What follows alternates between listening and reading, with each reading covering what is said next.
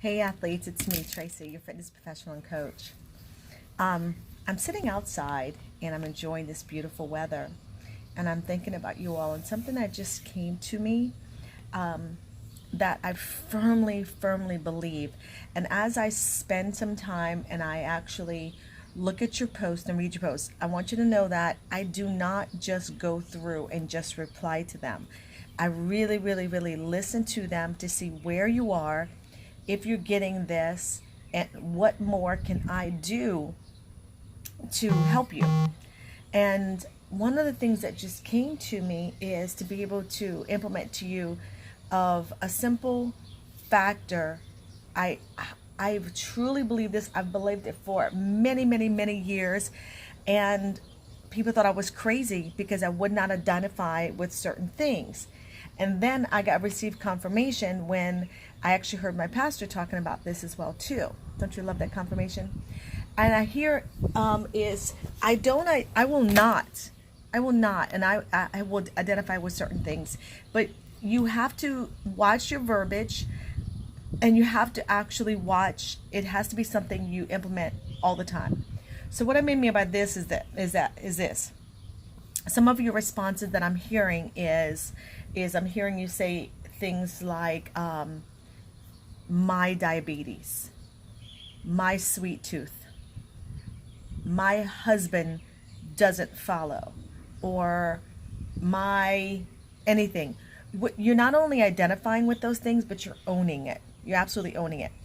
I learned this long time ago because it was a process that I went through, where because I saw many people in my family dying, and I saw what food addictions did. And so for myself, I was like, you know what? I didn't realize at the time I was speaking about faith, but I identified a long time ago that yes, there was a season that for a long time ago in my life, food was. But when I learned it and I just said, no, I see food as fuel for me. I am not, and I went to God and asked God to help me to release for myself and from it, and to help me with it. But I didn't use words as in I am addicted to food, or I also too that I have a sweet tooth. I began to say food I need for fuel. I'm an athlete and I need to fuel it for my body.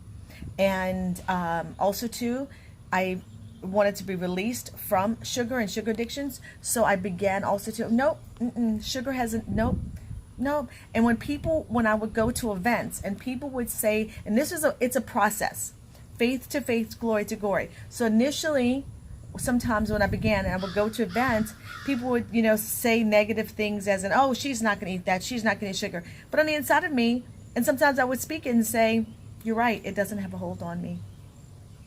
It means nothing. It means nothing to me at all. If I decide to have it, I have the choice. God has given me a spirit of self-control. Okay. Now, same thing with, no, I was not diabetic, and no, I did not was on medication. But it's the same principle. It's the same thing. Look, I'm testing this out to see if I like this lipstick, by the way. It's the same absolute principle, as in, you're owning and you're holding on to, if you have diabetes, if you're on medication, if anything, just start seeing and speaking yourself. You're done with that. No, nope, I'm past it. I'm healed. Nope, I'm not diabetic. Nope, food is meant for me as fuel. And the last thing I want to speak about is your household and your husbands. I want you to understand that if it came to any other area in your life, for years, I always spoke positively that my husband may not have been at the same place that I was, but I always spoke about that. When people said things, I always said, no, he eats the same food that I do. No, he's healthy, and he may not have been, exercising the way I did, or always 100% outside the house, but I always encouraged him and just was there for him. And I did. And then when it came to, my him as well in the food, I always just said, not today, baby, but you will tomorrow, you know, and just encourage them. And then when you in your house, if you're having a difficulty where your husband may not be eating the same, I started off very very small when it came to my husband.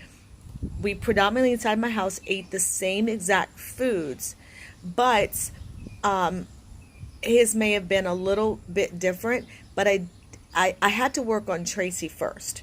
So 25 years ago, when I did certain things, I worked on me.